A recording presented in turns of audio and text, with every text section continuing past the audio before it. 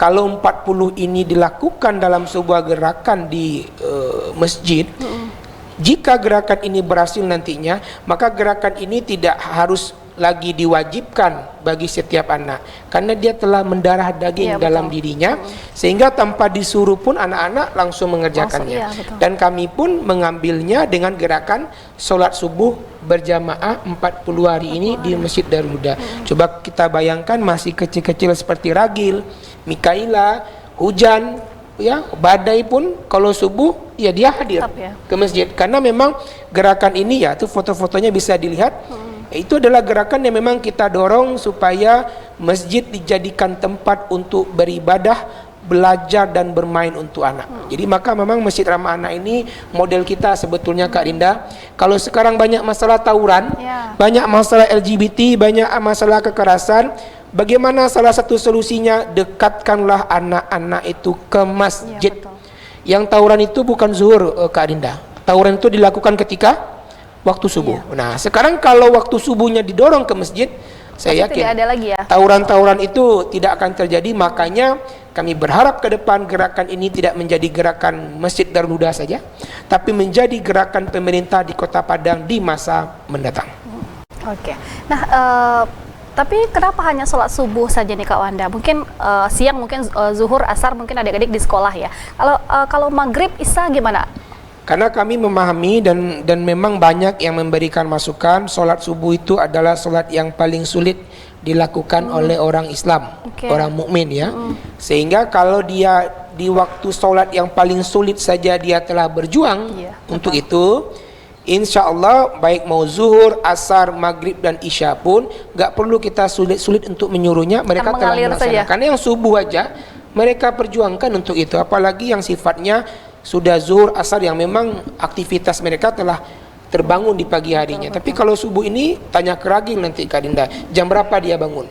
Terlambatkah dia ke sekolah ketika sholat subuhnya di masjid? Nah, karena kan program sekarang ini tidur lebih cepat, kan program menteri yang baru, tidurnya harus lebih cepat, bangun harus lebih pagi. Kalau dia sholat subuh di masjid berjamaah, dipastikan tidurnya lebih cepat, bangunnya pun juga lebih pagi. Begitu Kak Dinda.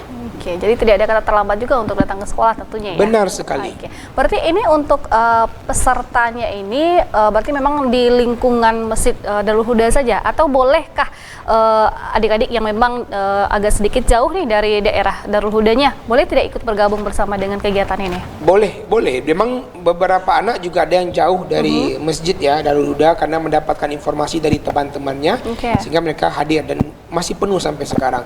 Namun yang mayoritas ikut itu adalah anak-anak yang berada di sekitar masjid, karena memang jaraknya nggak terlalu jauh. Tapi kita pun juga membuka waktu itu yang siapapun, tidak terbatas usia, yang penting dia pelajar dan mau sholat subuh ya silakan. Nah, kita ke Galang ini ya, sebagai yang selalu berada bersama adik-adik yang berada di lapangan nih Galang ya.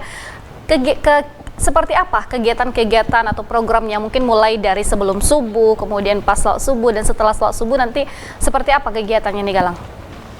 Untuk kegiatan gerakan sholat subuh ini, yang pertama tentu sholat subuh ya. Sholat subuh pada jadwal hari ini pada pukul 5.17 sudah azan. 5.17 azan, itu sebelum itu anak-anak sudah mulai datang ke masjid, yang kami mengusahakan dan kita kasih tahu ke anak-anak itu bahwa datang ke masjid itu jangan sampai terlambat atau masbuk.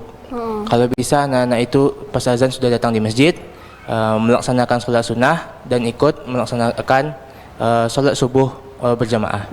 Kemudian setelah itu anak-anak kami minta untuk berzikir, karena yang namanya anak-anak terkadang setelah sholat itu pasti anak-anak itu ada rasa ingin mengobrol dengan teman-temannya. Kita arahkan untuk berzikir. Nah, bagaimana cara mengarahkannya? Itu ada setelah sholat.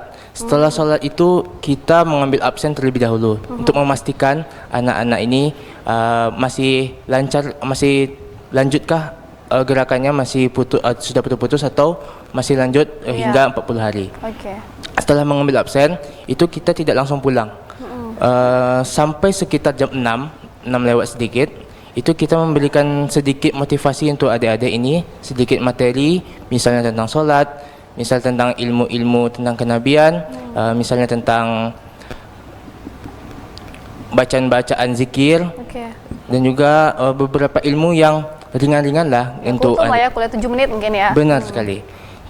Setelah itu kalau tidak materi, kita sebelum pulang itu kita salawatan terlebih dahulu. Misalnya salawatan Allahul Kafi, salawatan Tibil Kulubi, itu langsung remaja dan tim memimpin salawatan tersebut.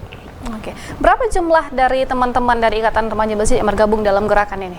Untuk jumlah anggota yang bergabung dalam gerakan ini, itu ada sekitar 20 anggota remaja. Dengan sistem nanti remaja itu hadir sholat subuh, hadir juga sholat subuh, dan juga ada juga sistem piket. Terkadang kan kalau tidak kita piketkan, mungkin para remaja ini ada yang ketiduran, nanti kita teledoran gitu betul. Jadi ada beberapa supaya gerakan ini lancar, tepat waktu, dan tidak molor gitu. Kalau Galangnya sendiri, ini memang bergabung dalam gerakan ini memang dari tahun 2023 atau baru tahun ini saja? Untuk Galang bergabung dari gerakan ini 2023, termasuk yang menggagas bersama Kak Wanda gitu kan. Untuk sekarang Galang sebagai ketua Irmasda, yang sebelumnya itu saat menggagas itu Galang posisinya sebagai wakil ketua Irmasda. Nah, ketika ada ide nih dari sang inisiator nih, ada gerakan untuk sholat subuh berjamaah, apa yang dalam pikiran tim dari remaja masjidnya gimana? Responnya gimana itu? Dalam pikiran kali itu memang benar-benar hanya terlintas saja di kepala oleh Kak Wanda, Galang dan rekan-rekan, bagaimana kalau kita buat gerakan sholat subuh ini? Bagaimana gerakannya Bang? Gerakannya ini hanya sholat subuh saja, dilakukan selama 40 hari penuh. Kalau pada saat 2021 itu tidak sampai awal Ramadan. Ada sekitar 10 hari sebelum Ramadan gerakan ini selesai.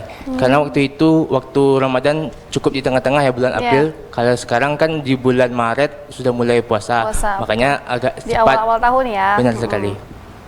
Setelah Bang Wanda mengusulkan, kami menyetujui, dan juga kami yang pertama kali memikirkan bagaimana caranya supaya anak-anak ini rame. Nah, itu tuh menjadi tantangannya sendiri itu menjadi tantangan. Kalau hanya sholat subuh saja tanpa apa, pasti nggak rame. Pasti beberapa hari saja itu mungkin sudah kosong kembali masjid itu. Nah, saat itu ada terpikirkan untuk memberikan tabanas. Tabanasnya berapa Bang? Tabanasnya yang untuk pertama kali itu kita tetapkan 1 juta. Maksud 1 juta ini 1 juta per anak atau bagaimana Bang? Bagaimana kalau 50 orang? Iya betul. Tentu saja lumayan juga angkanya iya, ya. Kan? Lumayan banyak kan? Tapi ternyata setelah dihitung tidak 1 juta, tapi 1 juta itu nanti dibagi ratakan kepada seluruh anak. Itu awalnya ya 1 juta. Setelah program itu, gerakan ini di launching, alhamdulillah banyak donatur-donatur dari berbagai kalangan, dari masyarakat dan juga berbagai dinas-dinas itu melihat gerakan ini dan memberikan bantuannya untuk gerakan sholat subuh ini.